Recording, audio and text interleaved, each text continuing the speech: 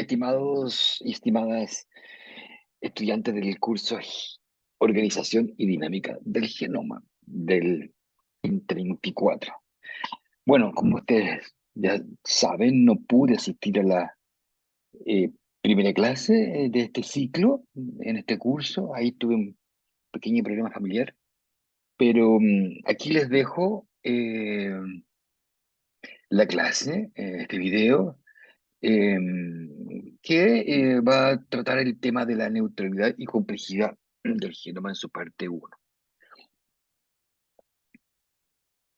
Eh, Primero, y como ustedes ya deben saber de lo que Fernando les ha conversado sobre evolución, sobre selección natural, probablemente, ustedes ya deben conocer este concepto muy importante que es el de población. Sabemos que los procesos de cambio en las poblaciones naturales o en poblaciones de domesticación tienen una dinámica eh, que tiene que ver con los individuos y de las relaciones que se establecen entre individuos de una especie. Y una unidad importante de análisis es la población. Individuos, conjuntos de individuos de una misma especie que coexisten en un área suficientemente restringida, ¿cierto? En cierto espacio, de manera que ellos pueden potencialmente cruzarse. Machos y hembras eh, eh, tienen un proceso reproductivo que da lugar a una descendencia. Entonces, esta es una unidad importante de cambio evolutivo de la población, que está compuesta por individuos, que también es una unidad eh, biológica importante. Los individuos contienen miles y millones de células y cada una de ellas tiene su información genética. Y, y esa información genética es la que va cambiando de acuerdo a procesos biológicos que tienen que ver también con el nivel poblacional. ¿Mm? Los cambios que ocurren en el genoma no son solamente fenómenos que tienen su causa a nivel celular.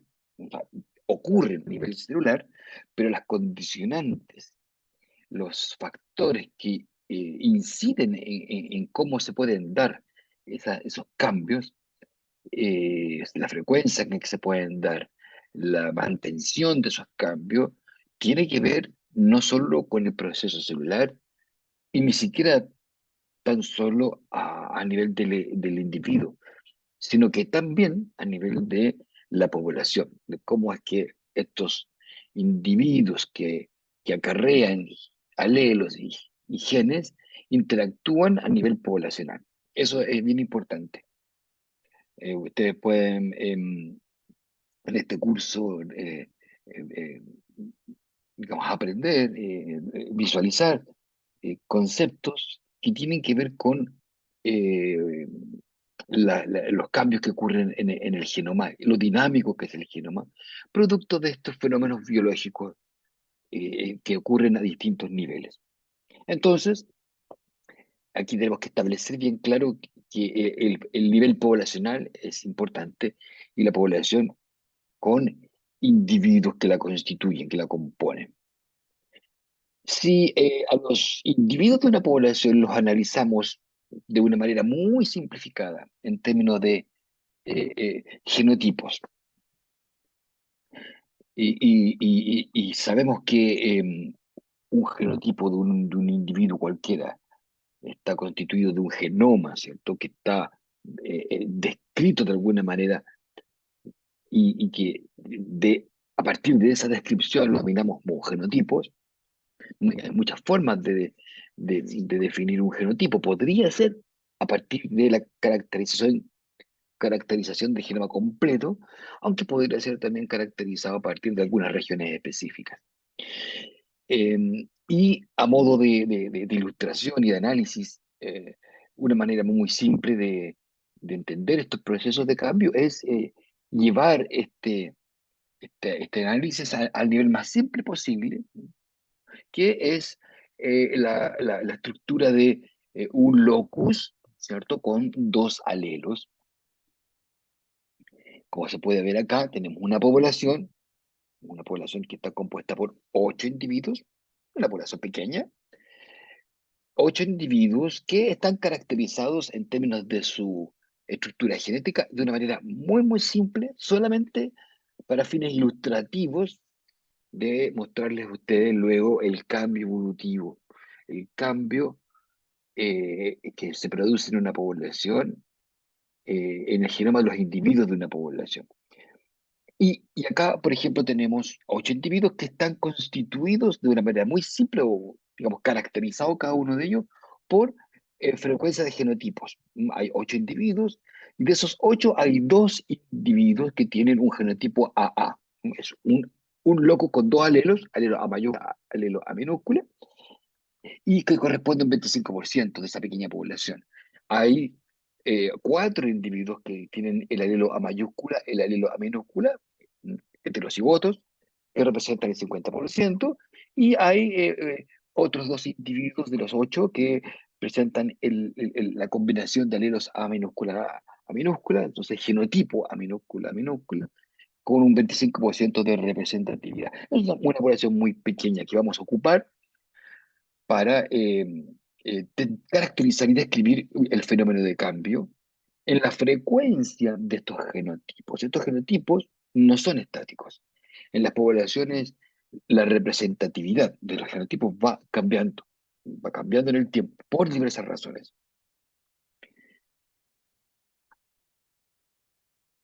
Ahora, esa,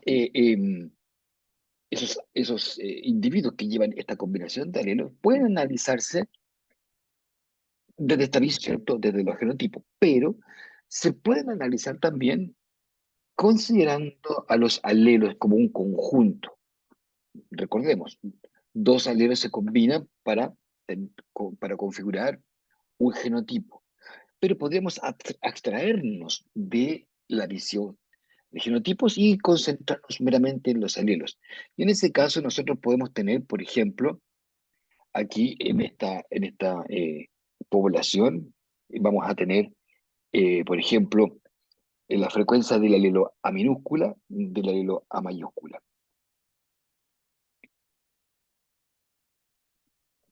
Y eso va a ser diferencial. Voy a ocupar aquí un lapicito para mostrarles a ustedes que ¿cuántos alelos A minúscula tenemos? Tenemos 1, 2, 3, 4, 5, 6, 7, 8. Entonces, la frecuencia del alelo A minúscula, vamos a escribirlo aquí. ¿Cuánto va a ser? La frecuencia del alelo A minúscula. Dijimos 1, 2, 3, 4, 5, 6, 7, 8. 8 sobre ¿cuánto? 16. Porque hay un total de 16 alelos en esta población, 2 por cada individuo. Y la frecuencia del alelo A mayúscula, ¿cuánto va a ser? Tenemos cuántos hay de total, cuántos A mayúscula hay del total, también 8. Uno, veamos. 1, 2, 3, 4, 5, 6, 7, 8. 8 sobre 16. Entonces nosotros tenemos caracterizada la población de acuerdo a los genotipos, como lo mismo acá, de acuerdo a los genotipos, pero también lo podemos caracterizar de acuerdo a los alelos. ¿Mm? Ambas frecuencias cambian en una población por diversas fuerzas evolutivas, y ese es el concepto que vamos a ocupar. Fuerzas evolutivas que a través de las generaciones van cambiando la estructura genotípica, la combinación de alelos que definen genotipos, pero también va cambiando la frecuencia de los alelos en una población. Si una población no cambia en el tiempo la frecuencia de sus genotipos o la frecuencia de sus alelos, es una población que no evoluciona, que está estática y estable en esos valores de frecuencia genotípica, frecuencia alélica. Algo que Es muy raro que ocurra, pero podría ocurrir. ¿Ok? Entonces tenemos nosotros estas frecuencias alélicas, frecuencias genotípicas, que se reúnen en un concepto que se llama frecuencias génicas. ¿Ya? Frecuencias genotípicas, frecuencias alélicas, son llamadas en términos generales frecuencias génicas. Entonces, esta variación genética que ocurre en una población a través de las frecuencias alélicas y las frecuencias genotípicas están fluctuando a través de las generaciones por procesos, por factores, por fuerzas evolutivas que las alteran. La selección natural es importante. Ya han visto con Fernando más o menos cuál es la selección natural. Vamos a repetirlo un poco acá. La deriva génica, un concepto que probablemente ustedes ya vieron en el curso de genes y genoma, pero vamos a profundizar en eso acá. Las mutaciones también, ¿cierto? Claramente las mutaciones van alterando la frecuencia de los alelos porque aparecen nuevos alelos. Van apareciendo nuevos alelos en una población que inicialmente tiene baja frecuencia, pero luego esa frecuencia puede aumentar o puede no aumentar y incluso desaparecer. Y tenemos dos factores que no vamos a analizar tanto, pero que es importante que lo tengan en cuenta, que son las migraciones y flujo. Sí, vamos a hablar también un poquito de eso. eh, y de los cruzamientos no aleatorios, que son en el fondo la domesticación, el manejo que los seres humanos hacemos en las poblaciones naturales o en poblaciones confinadas, con propósitos eh, de ir aumentando la frecuencia de ciertos fenotipos que tienen cierta base genética. Por ejemplo, la producción de leche en poblaciones de animales o el tamaño del grano en poblaciones de plantas, de cereales, por ejemplo, que el ser humano va generando cruzamientos eh, no aleatorios, porque son cruzamientos dirigidos para obtener ciertas características y que a su vez esas características tienen una base genética, entonces alteramos la frecuencia de los alelos y genes en una población. Y las migraciones, por otro lado, que son las poblaciones que no están cerradas, poblaciones que están abiertas y que se conectan con otras poblaciones de individuos de la misma especie, con poblaciones de la misma especie, y eso va alterando también la frecuencia de los alelos dentro de una población que si nosotros estudiamos una población específica, vamos a tener que esa población usualmente no está cerrada y tiene entradas y salidas de alelos. En el fondo, lo que entran y salen son individuos que acarrean sus alelos y sus genotipos de un lugar a otro. Entonces, en la población focal, en la población que nosotros nos estamos centrando, van a ir variando las frecuencias de los alelos. Entonces, esto es la dinámica, en el fondo, de los individuos a nivel poblacional y cómo ese proceso individual poblacional afecta la estructura de genoma de cada individuo. Son varios procesos que ocurren en forma simultánea. Esto todo ocurre al mismo tiempo, no está ocurriendo algo primero y después lo otro. Es complejo esto, o sea, esto está ocurriendo en forma simultánea, paralela. Mutaciones también, ya saben ustedes que ocurren regularmente. Es un proceso ininterrumpido de aparición de nuevas variantes alélicas. Ahí está la frecuencia genotípica, ¿cierto? La frecuencia alélica, como la frecuencia genotípica, son las que están variando. Y ocurre entonces variación de ambas frecuencias a través de las generaciones. Aquí es muy importante el distinguir que el cambio se evalúa en el tiempo generacional, a través de las generaciones, no en el tiempo eh, cronológico de, por ejemplo, horas, meses, años, sino que a través de las generaciones. No importa cuánto duren. Hay generaciones que duran muy poco, otras generaciones que duran mucho en el tiempo cronológico, pero ese no es el punto es el número de generaciones, a través de las generaciones. Ese es el, el, el- la- el parámetro, la forma de evaluar el cambio evolutivo. Centrémonos un poquito en la selección natural. Ya la han visto, pero vamos a hablar un poco más de la selección natural. Eh, ¿Qué ocurre con la selección natural? La selección natural no ocurre, no ocurre directamente sobre los alelos. La selección natural ocurre a nivel de los individuos. Los individuos son los que nacen y los que mueren. Los individuos son los que se reproducen o no se reproducen. Pero al pasarle estas cosas a los individuos, y como los individuos llevan dentro de cada una de sus células, particularmente sus células reproductivas, alelos, lo que le pasa al individuo le termina pasando al alelo, al conjunto de alelos. Entonces hay que tener una advertencia, una claridad de que la selección natural es un proceso propuesto por Darwin. Charles Darwin lo propuso como un mecanismo que ocurre a nivel del individuo como un todo. El individuo es capaz de sobrevivir en un ambiente por sus características, ¿cierto? Por toda su complejidad que le permite, por ejemplo, vivir a ciertas condiciones por ejemplo, de temperatura, de presión, vivir ciertas condiciones de amenazas de enemigos naturales. El individuo tiene una integridad que le permite sobrevivir o no sobrevivir. ¿Mm? Pero esas capacidades tienen que ver en una gran dimensión, en una gran cantidad de su configuración genética, de cómo están sus alelos en el genoma. No es lo único porque también el genoma interactúa con el ambiente, también durante el desarrollo de los individuos se van generando capacidades que están facilitadas o están de alguna manera condicionadas por la presencia de sus alelos, pero, pero dependiendo del desarrollo también estos alelos pueden expresarse o no expresarse.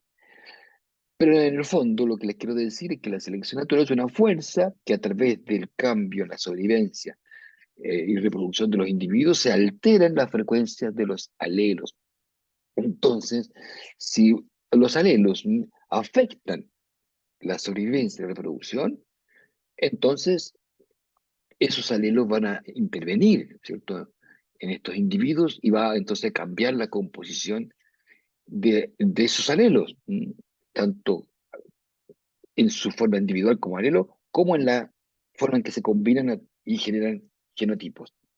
Entonces, si estos alelos, por ejemplo, tienen un efecto positivo, supongamos, supongamos un alelo que genera un beneficio ¿m? Al organismo, y ese beneficio es, por ejemplo, capacidad tolerante hacia algo o de resistencia hacia algo, el individuo va a poder sobrevivir con mayor probabilidad o va a poder reproducirse con mayor probabilidad, entonces va a tener mayor posibilidad de ser traspasado a las siguientes generaciones. Entonces, ese alelo va a verse con una mayor posibilidad de tener una mayor frecuencia en la siguiente población, o menor frecuencia, si el efecto no es positivo en el individuo. Por ejemplo, aquí tenemos un caso de alelos de hongos que confieren resistencia a fungicidas. En la agricultura, normalmente, los agricultores aplican fungicidas, tal vez ustedes conocen esto, se aplican fungicidas para eliminar los hongos que aparecen en las plantas. Por ejemplo, acá en los cereales, muy importante para la industria cervecera, eh,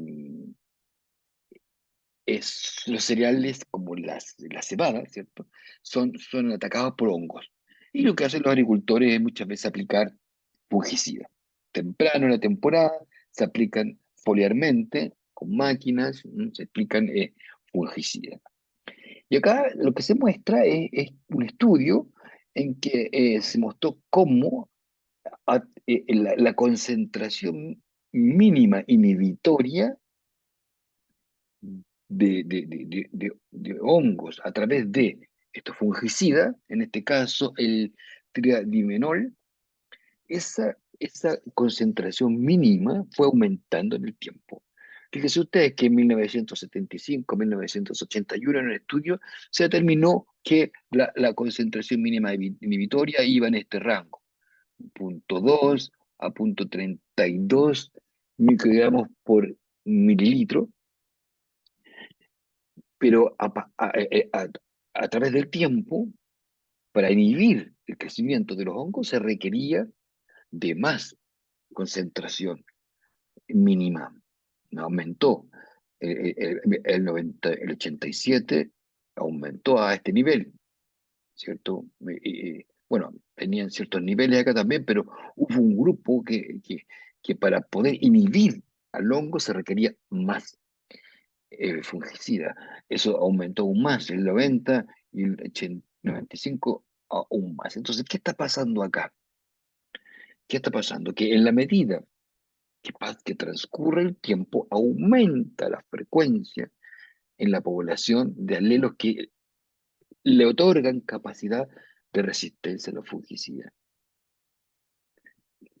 ¿Y cómo sabemos eso? Porque cada vez es necesario agregarle más fungicidas a, a, a los cultivos, porque hay más resistencia en la población. Este es un ejemplo de selección natural. Como ustedes pueden ver, ahora en la población hay que dar más fungicida para controlar a estos hongos de la cebada. Hay muchos ejemplos parecidos a esto, de que en la población una variable que es justamente la aplicación de fungicidas genera en la población una presión de selección que favorece a aquellos que resisten al, al, al, al- al fungicida o al herbicida o al antibiótico o al insecticida o algún factor que se aplica muy intensamente, un factor de selección que se aplica muy intensamente, genera en los individuos que están sometidos a ese factor un proceso de selección. Entonces, eso es un buen ejemplo. ¿Cómo es que ocurre esto en este caso particular de la fungicida? Claro, lo que ocurre es que en el hongo, en la célula del hongo, hay diversos mecanismos de resistencia a los fungicidas. Se han descrito mecanismos a nivel de que, por ejemplo, aumentan los mecanismos de detoxificación. En la población de hongos hay algunos hongos que tienen una capacidad de detoxificar fungicida. De alguna manera se desintoxican del fungicida. Entonces, la población de hongos, aquellos individuos hongos que tienen mayor capacidad empiezan a ser más frecuentes, porque son los que más sobreviven, los que más se reproducen. También puede haber una mutación. Aquí aparecen las mutaciones. Una mutación que impide que el fungicida se ancle a la célula del hongo. Entonces, son insensibles. Y aquellos individuos que tienen esta mutación empiezan a tener ventaja porque no les afecta el fungicida. Y entonces empiezan a tener más reproducción esos individuos, más sobrevivencia, entonces empieza a aumentar en la población la frecuencia del alelo, del alelo digamos que tiene este eh, eh, gen mutado. ¿Mm? Del sitio de unión. Target site aquí está mutado. Lo que puede haber también otro mecanismo de resistencia a la fungicida puede ser que aumentan o se sobreexpresan estos sitios de unión a el fungicida de alguna manera luego se podría metabolizar de mejor manera el fungicida o también puede ocurrir paralelamente que hay una proteína que se fija al fungicida también y lo logra en el fondo también encauzar a un proceso de detoxificación. O lo que puede ocurrir, no te sé que es o, porque también puede estar ocurriendo, ¿cierto? Esto, lo otro, eh, podrían estar ocurriendo todos estos mecanismos simultáneamente. El último de ellos es que puede aumentar la frecuencia en la población, o la capacidad de que una bomba de flujo elimine el fungicida de la célula. Lo elimine y entonces pueda excretarse más rápidamente y por lo tanto no tener efecto deleterio, dañino en la célula fúngica. ¿No? Son algunos de los mecanismos de, eh, capacidad de ser resistente al fungicida. Entonces son varios alelos acá que podrían estar confiriendo esta capacidad de resistencia a los fungicidas, como ejemplo. Y todos ellos entonces van a empezar a aumentar en la frecuencia, en su frecuencia en la población si está presente la aplicación del fungicida.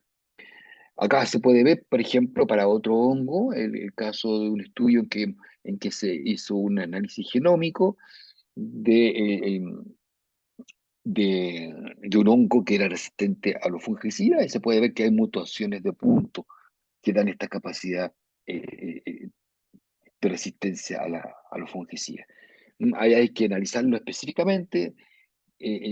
¿Será acaso que esta mutación afecta al sitio de unión del fungicida o la posibilidad de que se sobreexpresen? Son diversos mecanismos. Todo ello entonces apuntando a mutaciones que confieren mayor resistencia. Entonces aquí hay selección natural. Mutaciones, aparecen las mutaciones, pero la selección natural es la que va definiendo si esas mutaciones se establecen o no se establecen, para este caso. ¿Ok? Vamos a volver un poco a la visión global de la selección natural. Eh, Como mecanismo, acá se muestran los primeros datos de los primeros estudios de selección natural eh, de los genetistas de inicio del siglo pasado, con moscas drosófilas, en que atributos fenotípicos que tienen base genética se vio que podían aumentar en la población o disminuir en la población, dependiendo de el beneficio o desventaja que le proporciona a los individuos en la población. En el caso de Drosophila, estos caracteres fenotípicos, por ejemplo, que pueden ser el número de setas, de pequeñas como vellos, ¿no? Pelitos que tienen estos insectos en su cabeza, en su abdomen, en su dorso, tórax, perdón, tórax, abdomen y cabeza, le dan ciertas capacidades y algunos de estos empiezan a aumentar en el número. Pero por otro lado, podrían disminuir por el proceso de selección dependiendo de cómo afecte positiva o negativamente la sobrevivencia y reproducción del individuo como un todo. Hay varios ejemplos de selección natural. Quisiera aquí comentarle que este proceso de selección natural, ¿cierto?, descrito por Charles Darwin a mediados del siglo XIX, eh, pro- propuso este mecanismo de selección natural, pero la base genética del proceso de selección natural o las consecuencias a nivel genético que pudo tener no fueron descritas por el mismo Charles Darwin, sino que fueron en el fondo integradas por Fischer y otros que integraron la selección natural con los conocimientos de la genética mendeliana que Darwin no conoció. Entonces le debemos a estos genetistas la vínculo entre los procesos de selección natural como mecanismo evolutivo y la genética mendeliana que nos hablaba de la herencia de caracteres, ¿no? Que están basados genéticamente. Posteriormente también otros genetistas como Segall Wright pudieron traducir todo esto más a un contexto poblacional como se lo conté recién. Un poquito de historia sobre esto. Acá está justamente Segall Wright como un gran científico que logró establecer las bases de este proceso de selección natural que incluía también la base genética. Y también él desarrolló métricas importantes para medir la condición de una población. Influyentes son entonces en el trabajo de la teoría de la evolución, eh, estaba junto con Robert Fisher de Inglaterra y Haldane también. Ellos desarrollaron lo que se conoce la síntesis moderna de la evolución, selección natural, más Mendel. Él tenía también una formación matemática, de alguna manera él pudo generar índices, como el índice de endogamia, y también él esbozó la idea de que hay fenómenos aleatorios, que fue desarrollado posteriormente por otros investigadores, pero ellos daban cuenta de la existencia de un fenómeno aleatorio que vamos a describir mejor, que es la deriva génica.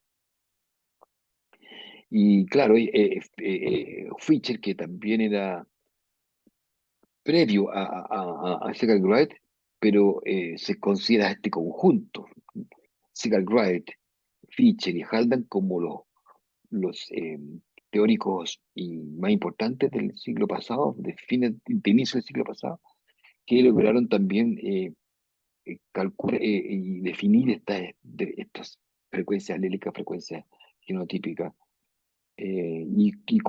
considerar que estaba la selección natural, pero estaban las mutaciones y estaban estos otros procesos que en conjunto son los que operan.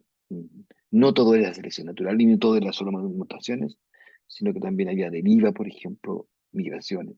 Y los procesos de selección dirigida por el ser humano. Acá está entonces la complejidad de la que le hablaba recién, ¿cierto? De selección, deriva, mutaciones, migraciones, cruzamientos dirigidos, todo ello alterando la frecuencia genotípica y alélíca de una población. Acá les quería comentar en el caso de las derivas génicas, si bien estaba esta idea dando bote, diríamos nosotros, en la genética de poblaciones, esto toma forma y toma una, un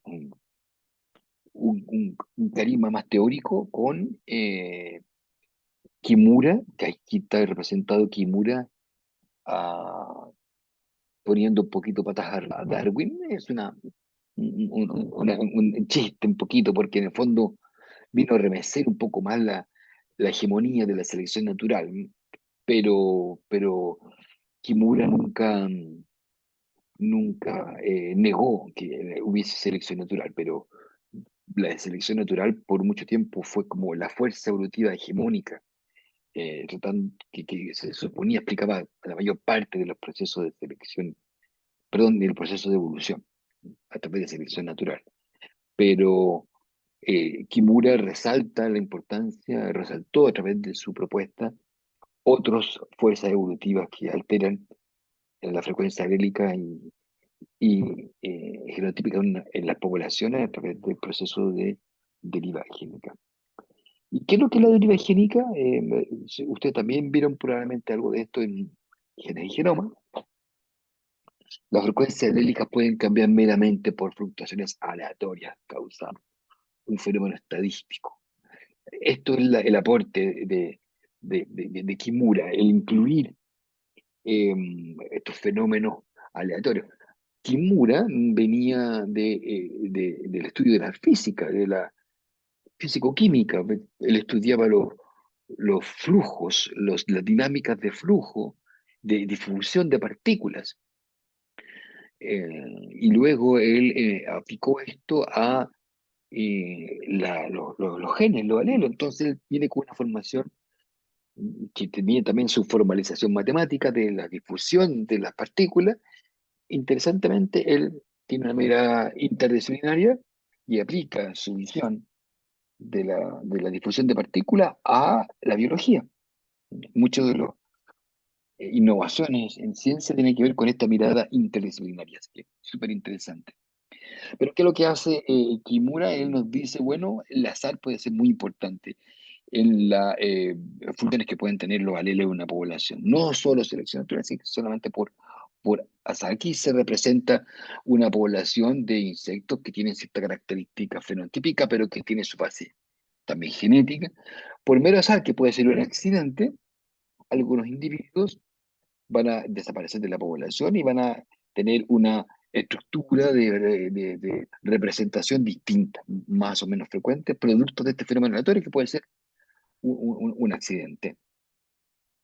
Y lo que quiere decir esto que no es porque los individuos, por ejemplo, verdes aquí, que están aquí en una determinada frecuencia, en el tiempo uno estén en una frecuencia y en el tiempo 3 estén en otro, no quiere decir que estén en menor frecuencia en el tiempo 3 porque producieron algo negativo los insectos, sino que por mera accidente ellos ahora son menos frecuentes. Entonces, este fenómeno de deriva está ocurriendo en las poblaciones como constantemente entre las generaciones producto del azar. Y sabemos que tiene que ver con un error de muestreo. ¿Cómo es este error de muestreo? Y esto se representa de la siguiente manera, que la deriva es, bueno, específicamente antes representarlo, quiero indicarles que, bueno, acá viene un poco el error de muestreo. Nosotros tenemos una generación parental que si la miramos globalmente en términos de sus genotipos de una población, podemos tener varios individuos, ¿cierto? Que están representados de manera muy simple. ¿Y qué ocurre en una población parental? Hay padres que se cruzan, ¿cierto? Si dos padres que se cruzan son heterocigotos, vamos a tener al menos tres tipos de hijos.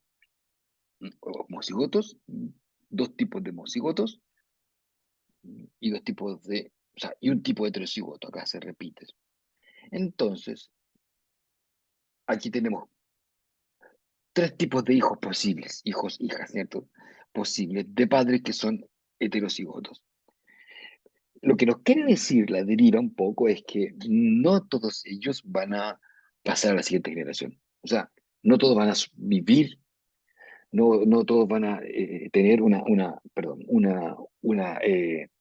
continuidad en el tiempo. Entonces, por ejemplo, de estos tres hijos posibles que pueden tener estos dos padres que se unen, estos dos padres heterocigotos que se unen acá se muestra una tabla de Punnett en que se ve cómo sus alelos se segregan para combinarse en los tres posibles hijos. Este es un hijo posible, este es otro hijo posible, y estos dos son la misma combinación, ¿cierto? Entonces hay tres tipos de genotipos.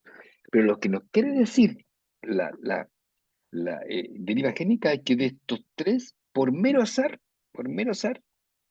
quizás solo uno de ellos pase a la siguiente generación. ¿Ok? Acá está esta idea. Nosotros tenemos un pool de alelos. Acá estaban representados como genotipos, pero luego acá, al separarlos, nos centramos en los alelos. Acá nuevamente, nosotros tenemos un pool de alelos. Por ejemplo, podemos tener 50 individuos, cada uno con dos alelos. Entonces vamos a tener 100 alelos aquí representados por bolitas de color verde y color naranjo. Y vamos a partir con una población para entender este proceso de deriva, una población que tiene entonces estos 100 alelos. ¿Y qué pasa? Los que van a pasar a la siguiente generación no van a ser todos, va a ser una muestra aleatoria. Algunos de ellos aquí van a pasar a la siguiente generación. Entonces, esa muestra va a ser aleatoria. Si teníamos 50 y 50 alelos en la población parental, tomamos una muestra de 10, por mero azar, la muestra de 10 puede estar constituida por 6 y 4 individuos. Podría estar constituida por 5 y 5 también, o por 3 y 7, o por 8 y 2, o por 9 y 1. Eso es azar. Una muestra que puede tener un criterio estándar, que es tomar 10 alelos, podría tener distinta composición esa muestra aleatoria que va a pasar a la siguiente generación. Esa población va a pasar a la siguiente generación, se va a multiplicar en la siguiente generación y claro, va a generar una población 2, la segunda generación ya, en que va a tener una proporción expandida de esa inicial. 6C4, ahora van a ser 60-40. Y el proceso se puede repetir para pasar a la tercera generación. Una muestra aleatoria de individuos que va a poder ser 7 a 3 8 es a 2, 9 es a 1, 5 es a 5. De exploración parental aleatoria va a tomarse esa muestra. Y así sucesivamente podemos tener este proceso de población parental, una muestra pequeña de hijos que va a generar la población, la generación siguiente, y entonces vamos a tener en la población fluctuaciones aleatorias de la frecuencia de los alelos. Claramente esto va a ser una variación, y a eso es que le llamamos deriva, porque la frecuencia de los alelos, si nos fijamos en el alelo verde, por ejemplo, va a estar en 50, 40, el alelo verde va a estar fluctuando en 50, 40, 30, 60, y así. Generación tras generación va a haber una fluctuación aleatoria. ¿Por qué? Porque la muestra que se toma para pasar a la siguiente generación es una muestra pequeña y que va a tener una variación, no va a ser exactamente igual. ¿Mm? Y no va a mantener necesariamente la proporción de los padres, puede variar. Y si esto ocurre en el tiempo, podría pasar eventualmente que pues también por mero azar, en alguna de estos muestreos aleatorios de hijos que van a generar la siguiente generación, puede que no se capturen todos los alelos, sino que solo algunos. Y en ese caso, ¿qué va a pasar? La población va a perder alelo, va a perder variación, va a perder un alelo verde en este caso, lo pierde. Entonces, ¿qué ocurre? Hay una disminución de la variación genética. De dos alelos que tenía esta población, vamos a tener después, de ahí en adelante, solo uno. Entonces, por eso se dice que en algún momento la deriva podrá reducir casi inevitablemente la variación genética. ¿Mm? Entonces, teníamos dos alelos, verde y naranjo, ahora vamos a tener solamente el naranjo, o marrón, el color que lo vean ustedes, pero ya no va a estar presente el otro alelo. ¿Qué ocurre ahí entonces? Entre comillas, jamás va a haber alelos verdes porque se perdieron con este proceso aleatorio. Sin embargo, podrían aparecer alelos verdes. ¿Cómo? Bueno, podría parecer que llegan alelos verdes de otra población, ¿cierto? Podría ocurrir que un alelo verde, que viaja un alelito verde, llega, llega a la población desde afuera. A no ser que la población esté cerrada, que no se relacione con otros individuos, no van a llegar ninguna. Entonces, eso es una posibilidad, que una población que está en deriva, ¿cierto? Por muchas generaciones, por mero azar, podría perder variación, pero puede ganar alelos si esa población está abierta y se conecta con otras. Y también hay otra razón, otra causa que puede ser, que a lo mejor ustedes la pueden estar adivinando, puede mutar.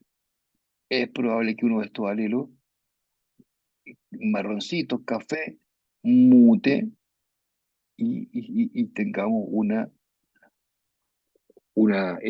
población, o sea, un alelo verde, y que a lo mejor empieza a fluctuar nuevamente al azar.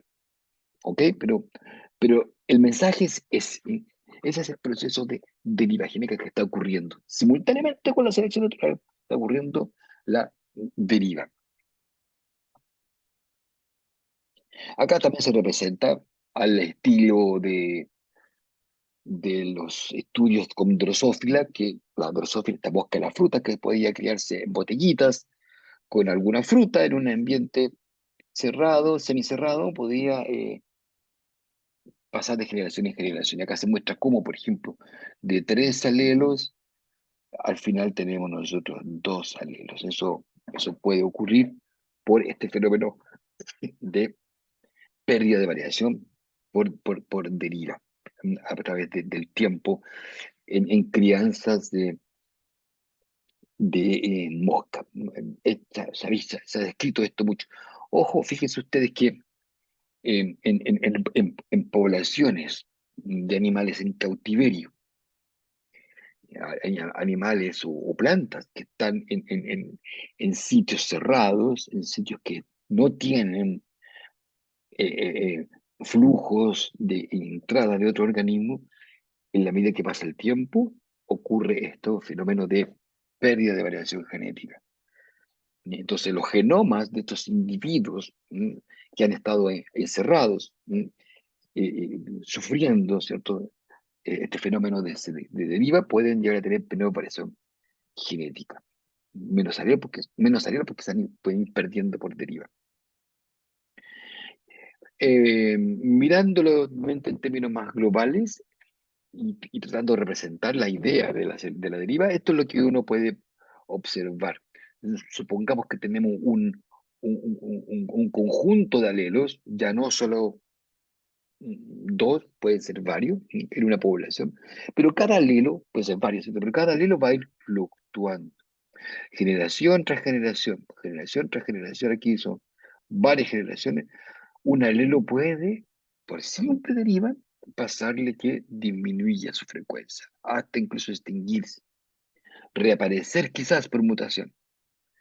Otros alelos pueden mantenerse en niveles bajos, altos, incluso podría haber alguno que se fije. Ojo, aquí tenemos que cuando la frecuencia de un alelo es una, o, o 100%, es porque ya está en todos los individuos. Al contrario, acá decimos que se fija, y acá otro que se extingue acá abajo. Pasa con algunos alelos que se extinguen y otros que se fijan, pero algunos otros como estos pueden mantenerse estables en la población. O sea, no estable, pero sí al menos estar dentro de la población y fluctuando, pero no extinguirse ni fijarse. La idea de deriva se representa de esta forma, ¿cierto? Como un pequeño barquito que está en un mar, ¿cierto? Con oleaje, son sin ningún patrón claro.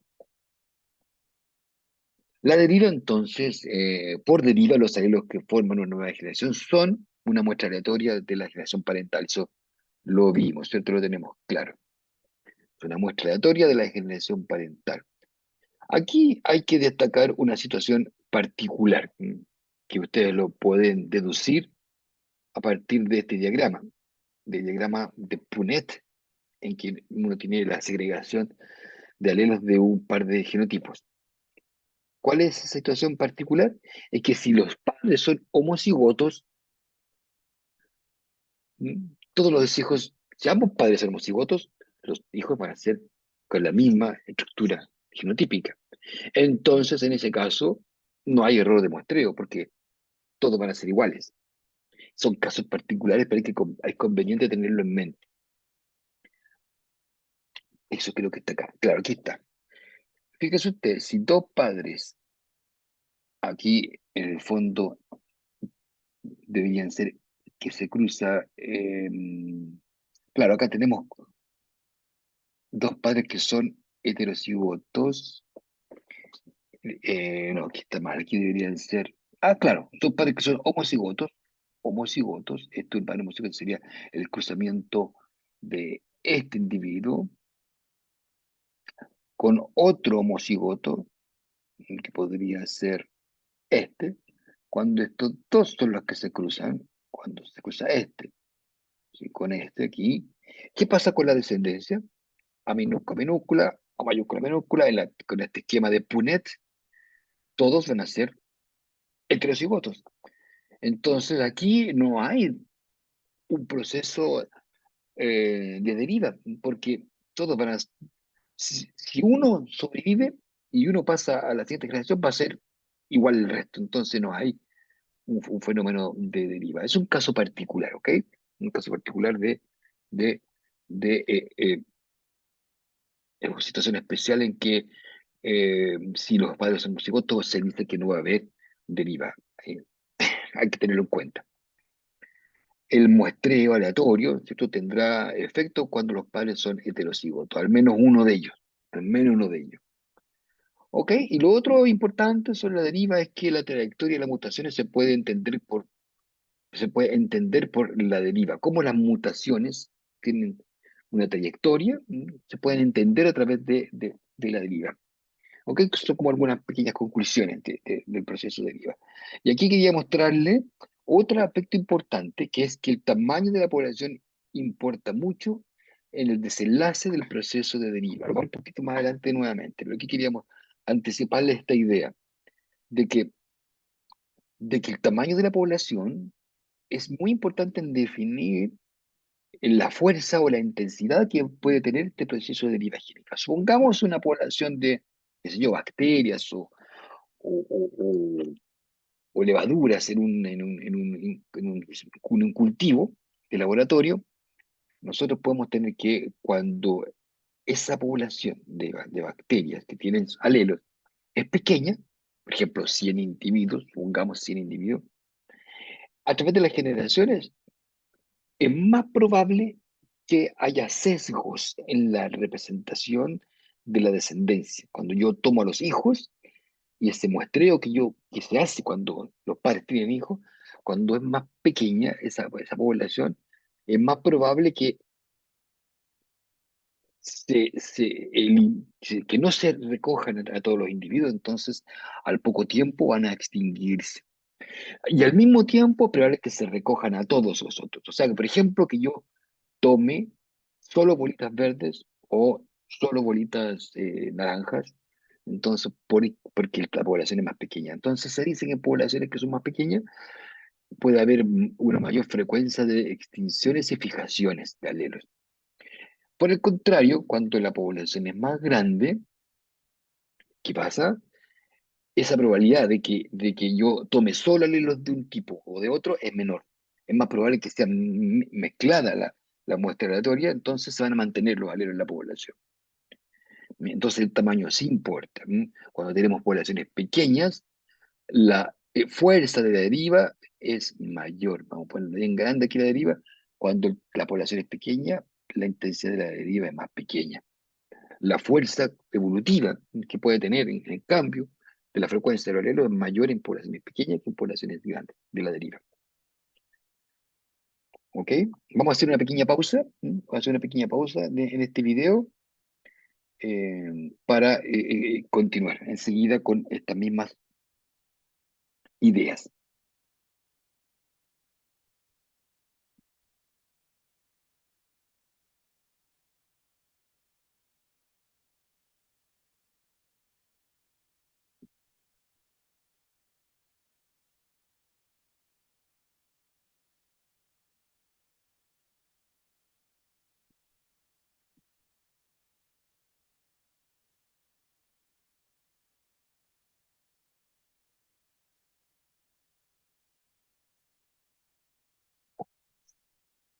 Bueno, chicos, continuamos con esta, esta clase de eh, neutralidad y complejidad del genoma.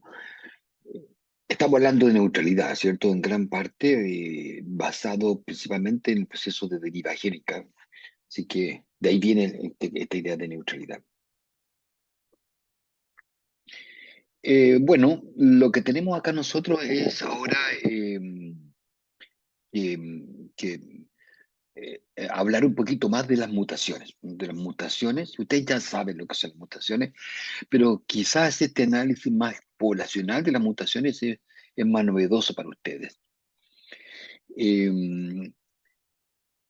¿Cuántas mutaciones nuevas esperamos en una población? Esa es una pregunta que se hizo Kimura, aquel biólogo de origen japonés, físico, biofísico en realidad también, pero que él desarrolló su carrera en Estados Unidos en realidad, en California. Lo que hizo él fue, como les contaba hace un rato, tener esta mirada de partículas, de difusión de partículas, pero aplicada a la biología.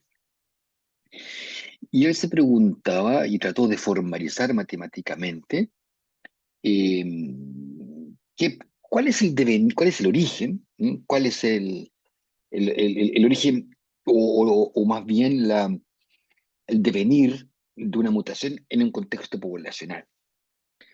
Entonces, bueno, él consideró a la población y a su tamaño como una variable importante. De partida está el hecho de que hay una cantidad de individuos en la población. Entonces, el número promedio de nuevas mutaciones depende de la tasa de mutación. Claro, si nosotros tenemos que hay una mayor tasa de mutación, va a haber más mutaciones, es evidente, ¿cierto? Y si nosotros multiplicamos esa tasa de mutación, por ejemplo, 2 mutaciones por generación, 4 mutaciones por generación, y así, ¿cierto? Tenemos una métrica de mutaciones, y si la multiplicamos por el número de individuos, ¿m? Y si sabemos que cada individuo tiene 2 alelos para un locus, podríamos representar que el número total de mutaciones que puede tener, el número esperado de nuevas mutaciones para un determinado alelo, determinada región específica del DNA, va a ser 2, porque son 2 copias por cada alelo de interés, foco que estemos estudiando, por el tamaño poblacional y por mu, que es una forma de representar a la tasa de mutación. Ese sería entonces el número esperado de una mutaciones en una población, lo posible, ¿cierto? Lo que es posible de observar en una población. A partir de esto, vemos que es muy probable que ocurra una nueva mutación en una población grande. Claro, depende del n, y si el n es grande, va a ser más grande, ¿cierto? La probabilidad de que haya nuevas mutaciones en poblaciones grandes y va a ser más pequeña en poblaciones pequeñas, porque es directa la relación. Esto tiene sentido porque las poblaciones más grandes tienen más copias del gen para mutar. O sea, hay una mayor probabilidad porque supongamos que tenemos un factor de mutación, que puede ser V, puede ser algún mutagénico, que se aplica a poblaciones, ¿cierto? Por ejemplo, en bacterias, en placas Petri, poblaciones pequeñas o poblaciones grandes, y la misma intensidad de mutación, obviamente, ese factor de mutación, por ejemplo, rayo UV o rayo gamma, va a generar más probabilidades de, de- de que mute en la población grande, grande que la pequeña. Nosotros lo sabemos muy bien con el COVID. ¿Se acuerdan ustedes que la idea era confinarse? Cuando nosotros nos confinamos, disminuimos el flujo de individuos dentro de una población. Y al disminuir el flujo, estamos combinando menos, estamos difundiendo menos. La población está más pequeña, la población del virus cuando estamos confinados. Entonces, la tasa de mutación va a ser menor en poblaciones pequeñas. Cuando estábamos en el COVID confinado, en el fondo lo que estamos haciendo es reduciendo en varios fragmentos las poblaciones del COVID y la probabilidad de mutar es menor. Si el gen si el virus en este caso no se reproduce, no se expande, no forma una población grande. Tuve mucha suerte nosotros entre comillas, suerte, de vivir el COVID, porque el COVID tuvo una componente de mutaciones muy importante, entonces pudimos ver en el tiempo real la evolución del virus. Acá está la idea de la manada, ¿se acuerdan ustedes de la estrategia de manada? Inmunidad de manada, que se refiere a este hecho de que cuando no se controla el virus, al final del día podría haber una inmunidad. El problema de esa estrategia es que muere mucha gente, mueren muchos individuos. Pero lo que quiere decir acá es eh, que cuando tenemos poblaciones con eh, individuos susceptibles, por ejemplo, acá tenemos muchos susceptibles y el virus está reproduciendo a una tasa, por ejemplo, de 2. El R0 es como la tasa de multiplicación. eh, Al poco tiempo nosotros vamos a tener muchos infectados porque es una población no vacunada, todos son susceptibles, no hay resistentes, no hay inmunes, ¿cierto? Entonces la población rápidamente se llena de individuos infectados. Pero si la población está vacunada, al vacunar lo que estamos haciendo es reducir rápidamente la población susceptible. La población susceptible aquí queda remitida a 1, 2, 3, 4, 5, 6, 7, 8, 9, 10, 11 individuos. Entonces la probabilidad de mutar ahí en esa población va a ser mucho más baja y entonces el virus va a tener menos capacidad de desarrollarse.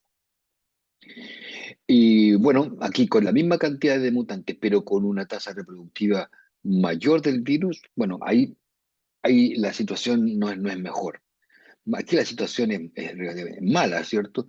Aquí, aquí es buena y aquí es más o menos buena porque aunque tenemos individuos mutados, tenemos mucha tasa de reproducción de la población de virus. Pero ¿qué les quiero decir con esto? De que al reducir, ¿cierto?, el tamaño poblacional, disminuimos las probabilidades de mutaciones. Y fue el ejemplo del COVID. ¿Qué posibilidades hay de que una nueva mutación se fije? Este es otro fenómeno. Sabemos que hay una cantidad de mutaciones que va a depender del tamaño poblacional, N, de la tasa de mutación también, que pueda tener un determinado alelo. Pero lo otro es preguntarse si se fija o se extingue. Recuerden que cuando se dice que está fijo un alelo, cuando todos los individuos lo tienen dentro de una población, y que se extinga cuando desaparece de la población. Entonces, ¿qué posibilidades o probabilidades hay de que una nueva mutación se fije en una población debido a deriva génica? Y eso lo podemos estimar. ¿Mm? Eso es lo que hizo Kimura. Kimura dijo entonces que la probabilidad de que se fije, o sea, de que todos los individuos lo tengan, es inversamente proporcional a el tamaño poblacional.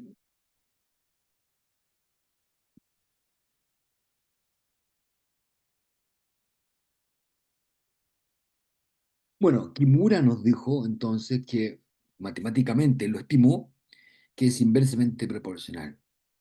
Por eso va abajo en el denominador. Dos, porque son dos alelos, y en relación al tamaño poblacional. Ahora, aquí hay un tamaño poblacional especial, que es el tamaño poblacional efectivo. Lo vamos a ver un poquito más adelante, pero ya se lo explico. El tamaño poblacional efectivo es una parte del tamaño de la población total. Y es una parte más restringida, es un subconjunto, y que involucra a aquellos individuos de la población que son efectivos en términos de reproducción. ¿Ya? En una población, por ejemplo, de 1.000 individuos, hay algunos que van a ser infantes y otros van a ser de mayor edad, adultos mayores, por ejemplo, que no va a ser, estos dos grupos de individuos no son reproductivos. Algunos no han alcanzado la edad de reproducción y otros ya pasaron la edad de reproducción. Entonces, los efectivos van a ser una pequeña proporción. A ese se está refiriendo Kipura. Ese es el individuo, esa es la cantidad de individuos de la población relevante y que va a tener una tasa de fijación definida por esos términos. En el fondo, ¿qué nos quiere decir? Que mientras más grande es la población, ¿cierto? Menor es la probabilidad de que se fije. Porque mientras más grande es la población, es más probable que fluctúen, que no se fijen y que tampoco se extingan.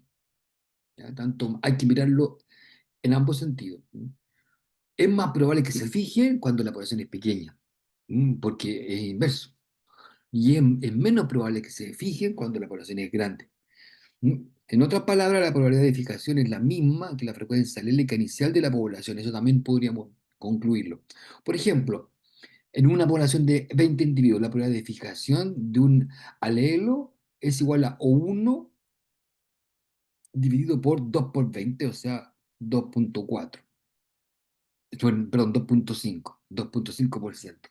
Si una población aumenta de 20 a 100, por ejemplo, la probabilidad de fijación del nuevo alelo será 1 dividido por 2 por 100, o sea, 1,5. O sea, 0,5 menor. Mientras más grande, va a ser menor la probabilidad de fijación. Eh, claro, y va a ser la misma que la probabilidad al inicio de la población, cuando la población tiene ese tamaño poblacional efectivo. ¿Ok? Lo siguiente es que, también siguiendo estas ideas de Kimura, el tamaño de la población tiene efectos, como lo dijimos, opuestos con respecto a las nuevas mutaciones y su eventual fijación en la población. Cuando es grande, no sé, es mucho más probable que ocurran unas mutaciones, ya lo dijimos antes, ¿cierto? Si tenemos una placa Petri con pocas, o si tenemos una placa con muchas bacterias y aplicamos un mutagénico, va a haber más mutaciones en la población grande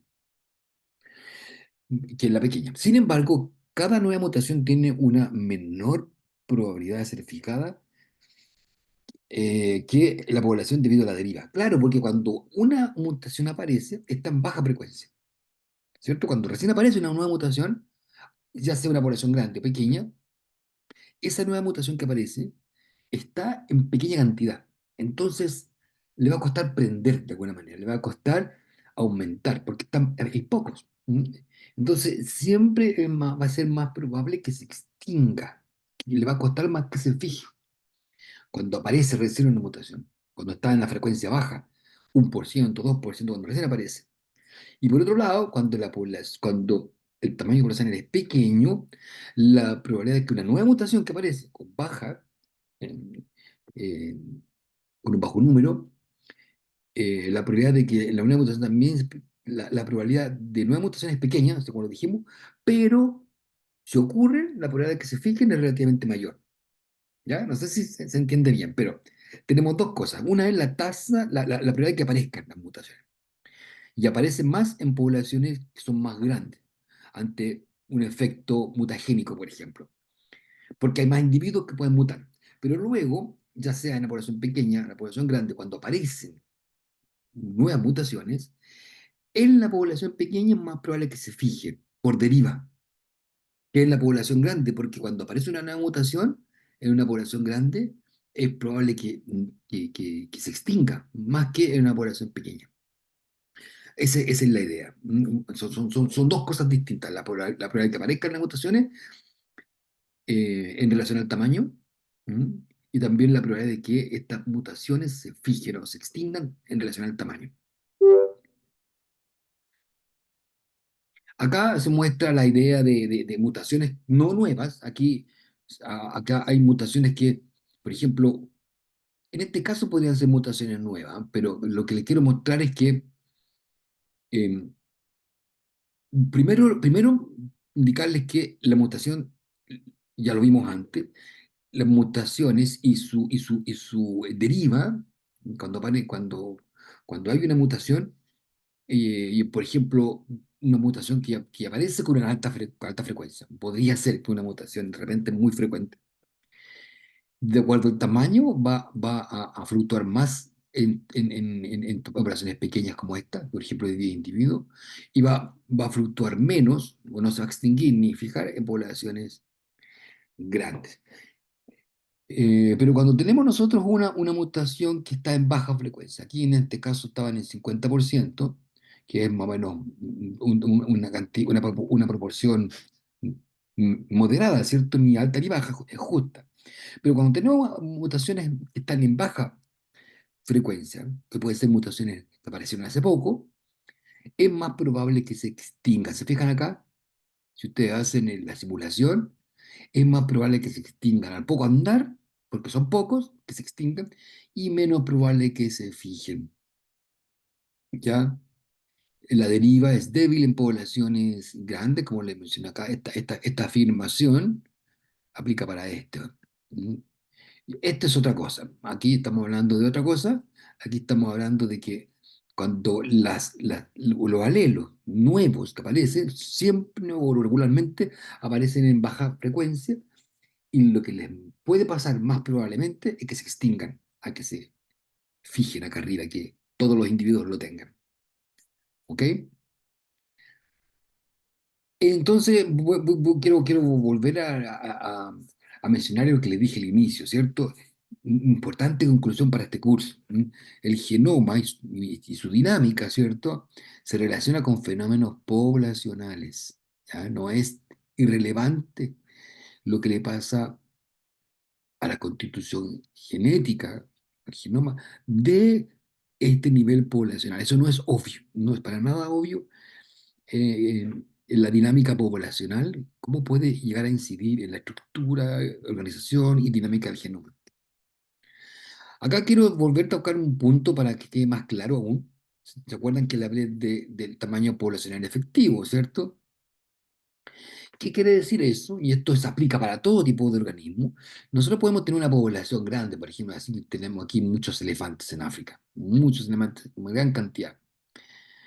Pero de esos elefantes, de esa población, digamos 1000, 2000, algunos de ellos son los efectivos.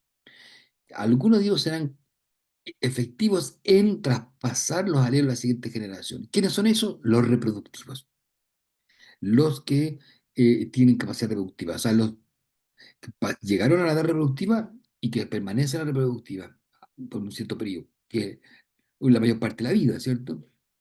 En los seres humanos, por ejemplo, nosotros tenemos varios años de, de capacidad reproductiva, principalmente las hembras, ¿cierto? Las hembras son las que pueden gestar y tener descendencia. Los machos son proveedores de los gamentos masculinos, pero la capacidad gestadora no está en los machos.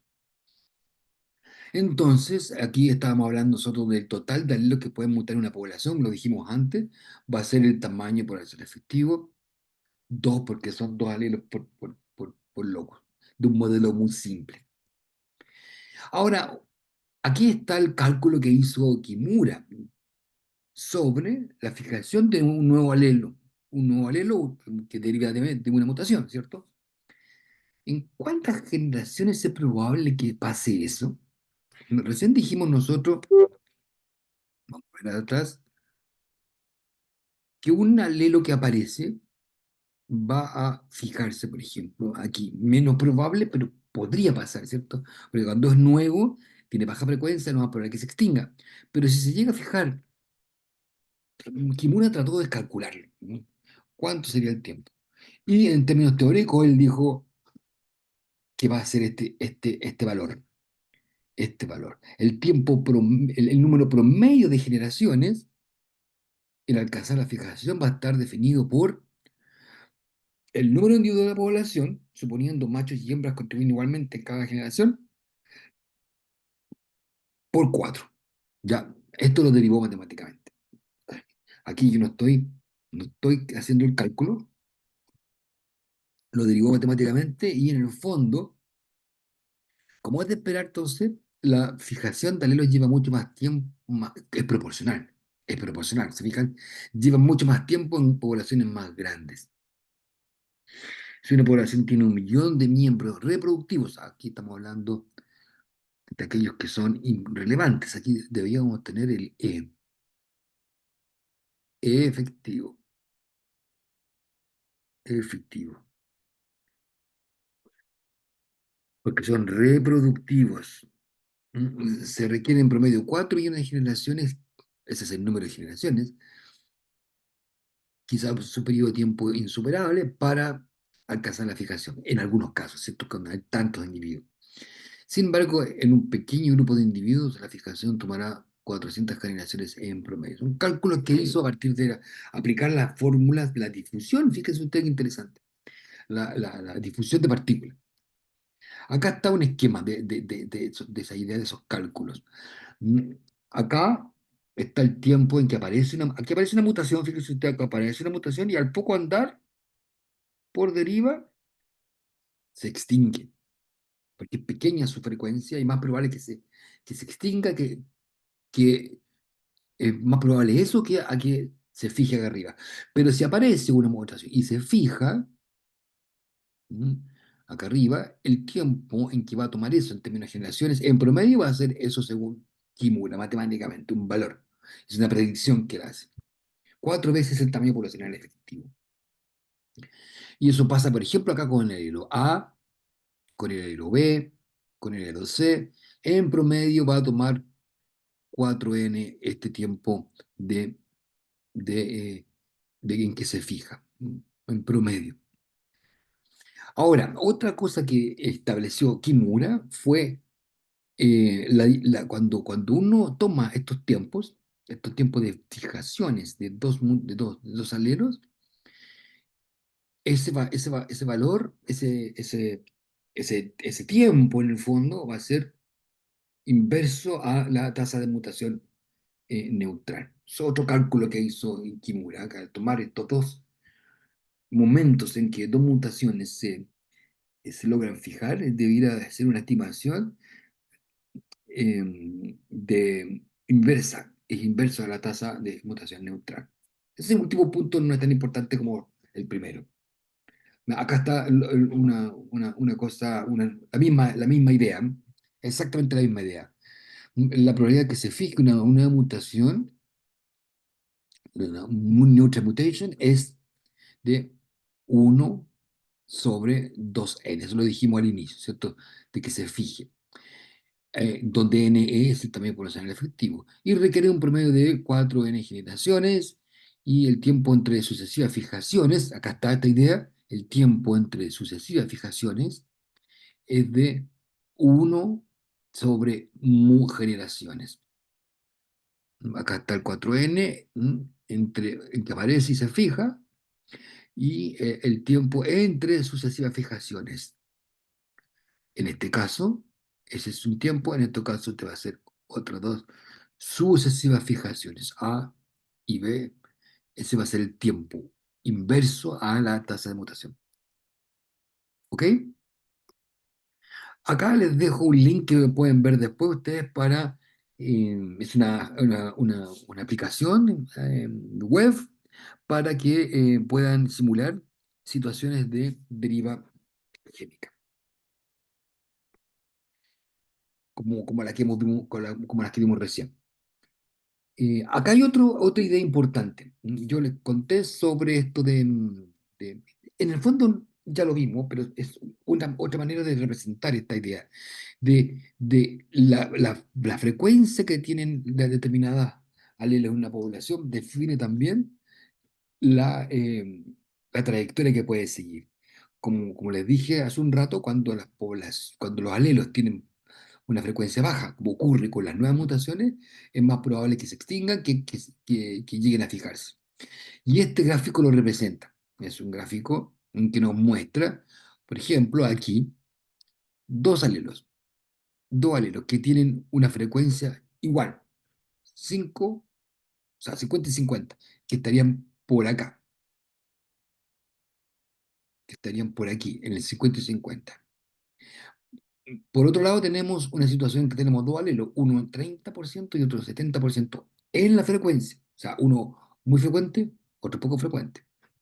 Y acá más extremo aún, ¿cierto? Uno muchísimo frecuente y otro muy frecuente. Y acá situaciones intermedias, ¿cierto? Pero quizás conviene centrarse en los extremos. ¿Ya? Por ejemplo, en esta situación que tenemos que es muy distinta y otra que es no muy distinta, sino que igual. ¿Y qué nos dice este gráfico? Que la probabilidad de que se pierdan alelos por deriva es inversa al tamaño, ¿cierto? Dijimos eso, que poblaciones pequeñas es más probable que se extinga, o que se fije, pero se extinga, si miramos solamente que se extinga, es más probable porque están cerca de haber pocos. Entonces, por eso en todos estos gráficos, a mayor tamaño poblacional, la probabilidad de que se extinga es menor. Esto, valga un paréntesis acá, es muy obvio, por ejemplo, para los fines de conservación biológica. Ya, si nosotros queremos conservar alelos o genes, ¿qué es lo primero que se deduce de esto? Es que la población tiene que ser grande. Si queremos conservar los genes del oso panda, por ejemplo, o de las ballenas, lo primero es que tiene que haber muchas ballenas o muchos oso panda. Si no, vamos a tener que seguir perdiendo alelos, sus genes.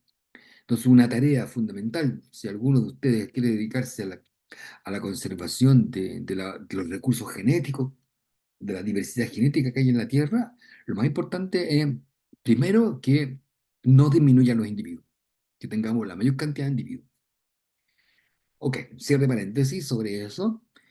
Entonces, aquí lo que se representa es que cuando las proporciones de dos alelos son muy distintas, se produce un efecto específico. Y acá lo quiero representar. Por ejemplo, para un tamaño poblacional dado de 10 individuos, aquí con la línea azul, cuando esa población pequeña tiene individuos, en este caso, como indicado acá, un alelo 10% y el otro el 90%, en esa situación es más probable que haya una extinción de alelos, comparado con, por ejemplo, esta situación de 50 y 50, que sería esta que está acá abajo, este gráfico, esta línea, la línea negra con respecto a la línea verde, aquí. ¿Cuál es la proporción aquí? En este caso es bajísima, ¿m? Porque hay una igual proporción de los alelos, 50 y 50. Entonces, cuando hay 50 y 50, a un mismo tamaño poblacional, es menos probable que se extinga que cuando es desigual.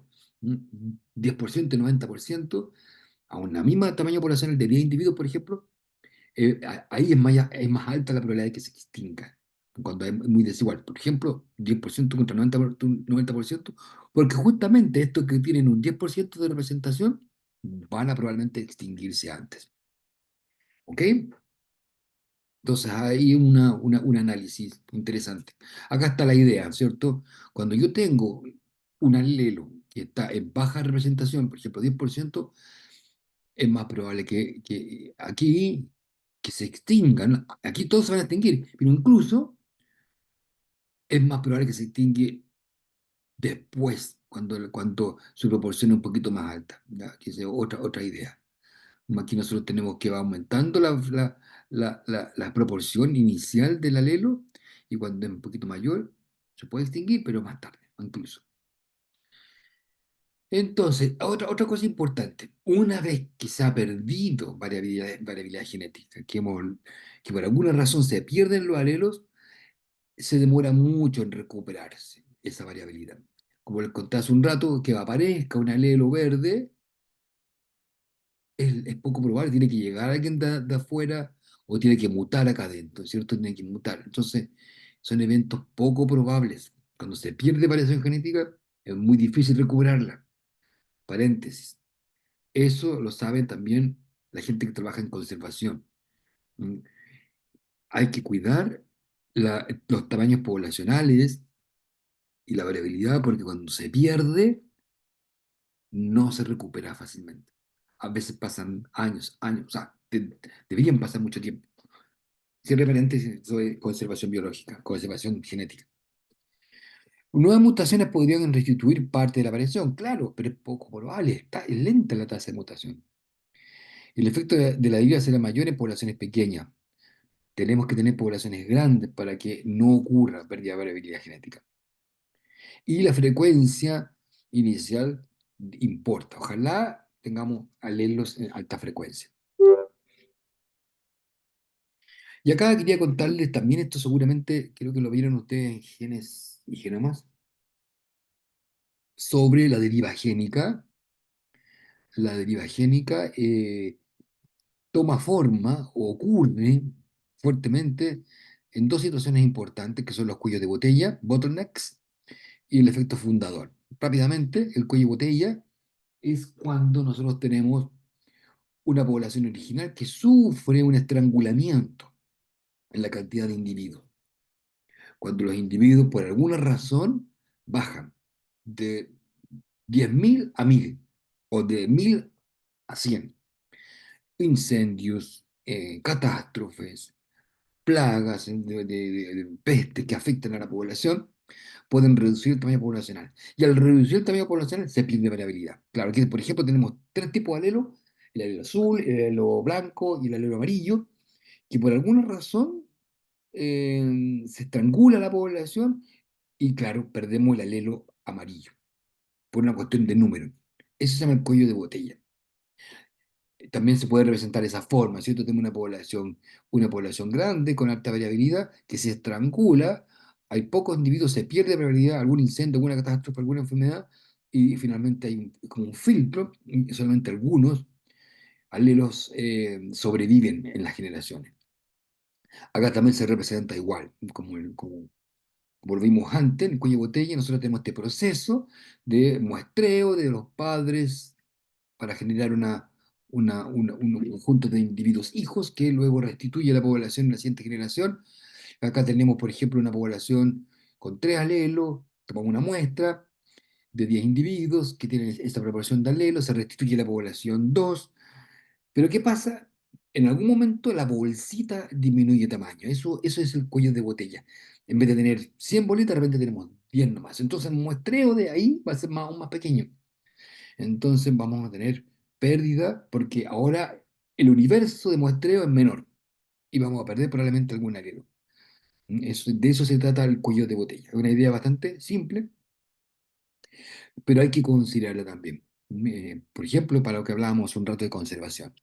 Y el efecto fundador, que es el otro, ¿cierto? El otro proceso, el efecto fundador, donde también hay deriva génica. En ambos hay deriva génica, ¿cierto? Porque acá esto se pierde por deriva génica. Al final del día tenemos poco alelo y por este cuello de botella, al final la deriva génica va a ser más importante porque hay menos individuos. Entonces, la población disminuye de tamaño, entonces la fuerza de la deriva aumenta. Y el otro caso, el efecto fundador, donde tenemos una población original, Europa, por ejemplo, podemos tener América del Norte, y que de esas regiones migran individuos, migran algunos individuos a una nueva región, América del Sur, qué sé yo, o de Europa a África, y esa población es pequeña, porque los que migran no es toda la población, ¿cierto? Migran algunos pocos. Y esos pocos que migran ahora están en una población pequeña, entonces están con más probabilidad de tener el efecto de la deriva génica. Y puede entonces ocurrir pérdida de variación. Aquí se da, por ejemplo, el caso de los bosques fragmentados. Nosotros tenemos que cuando una población es grande y se fragmenta, ocurre que se transforman en poblaciones pequeñas. Y esas poblaciones pequeñas podrían sufrir un cuello de botella y tener pérdida de variación genética. Ya que les contaba hace un rato, ¿cierto? Que para el COVID, el confinamiento generaba poblaciones pequeñas con el fin de que no muten el virus, ¿cierto? Pero también porque con poblaciones pequeñas aumenta la probabilidad de que se extinga, ¿sí? Porque no se está reproduciendo bien, porque hay pocos individuos. Entonces, si queremos nosotros eliminar alguna mutación, nos conviene hacer eso, lo que hicimos en el COVID, confinarnos, fragmentar las poblaciones del virus. Pero si queremos conservar la variedad, tenemos que hacer todo lo contrario. No tenemos que fragmentar. Tenemos que, al contrario, dar continuidad a la población. Entonces, ¿qué pasa con las poblaciones naturales de árboles, por ejemplo, en Chile, sobre todo en Chile? Bueno, todo el mundo, pero en Chile lo vemos, pero en forma dramática.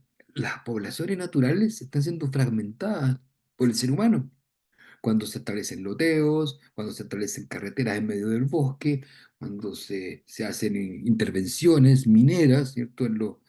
En las zonas protegidas o en zonas privadas, pero diversas, se fragmenta. Se fragmenta y la fragmentación tiene consecuencias, porque se pierde la conectividad entre los individuos, disminuye la variabilidad genética y se pueden extinguir alelos, podemos perder variabilidad. Y finalmente las poblaciones pueden sucumbir, pueden extinguirse totalmente por falta de variabilidad genética. La variabilidad genética genera también posibilidades de sobrevivencia. Cuando ustedes tienen mucha variabilidad genética en una población, tienen alternativas distintas ante fluctuaciones ambientales. Al contrario, si tenemos poblaciones pequeñas, va a haber menos variabilidad y la posibilidad de tener variantes que respondan a condiciones variables, como por ejemplo el cambio climático, van a ser menores y entonces esa población no va a tener individuos que puedan sobrevivir y sobrellevar las inclemencias de alguna condición. Y acá se muestra eso, ¿cierto? Cómo hay en caso por ejemplo, algunas plantas como las mirtáceas, familia de las mirtáceas, como esta planta, entre ellas, por ejemplo, destaca el arrayán, varias plantas que están sufriendo mucho de flujo génico. Estos estudios se han hecho con marcadores genéticos. Uno puede darse cuenta de que la variación genética es baja de acuerdo al grado de fragmentación. Y lamentablemente ocurre eso. Por eso hay que tratar de que no se intervengan los ambientes naturales tan fuertemente. Uno puede hacer un manejo inteligente, pero habitualmente en Chile el manejo de los sistemas naturales no es para nada inteligente. Acá están los datos de variabilidad genética. Estas son análisis que se hacen con el registro de alelos, ¿m? Frecuencia de determinados alelos de una población en relación al tamaño de la población. Y por ejemplo, acá tenemos una, dos, tres, cuatro, cinco poblaciones de esta planta. Acá están las coordenadas, dónde está esa población, la elevación en la que están, el número de individuos, pues, hay hasta más de 2000. Y acá están algunos parámetros de diversidad genética. Y por ejemplo, aquí, a ver cuál es la diversidad genética. Por ejemplo, AP, número de alelos por locus, esto es una medida de diversidad. AP, acá está AP. Hay distintos valores de diversidad en poblaciones, en esta población de 600, ¿m? Hay el valor más alto. La proporción, ese es el número, pero si nos fijamos en la proporción, también, bueno, también es alta aquí. Y el nivel de heterocigotos, ¿dónde es más alto? Aquí es muy alto. Heterocigotos nos dan una idea de la variación. Son poblaciones con distintos grados entonces de, de diversidad genética. Aquí lo esperable es esto. Lo esperable sería que en una población muy grande nosotros tengamos una mayor variabilidad. No, y no necesariamente es para este caso. Eso no quiere decir que es una población que está con poca variación a pesar de que hay hartos individuos. Pero quiere decir que esos individuos son muy parecidos entre sí, no son variables.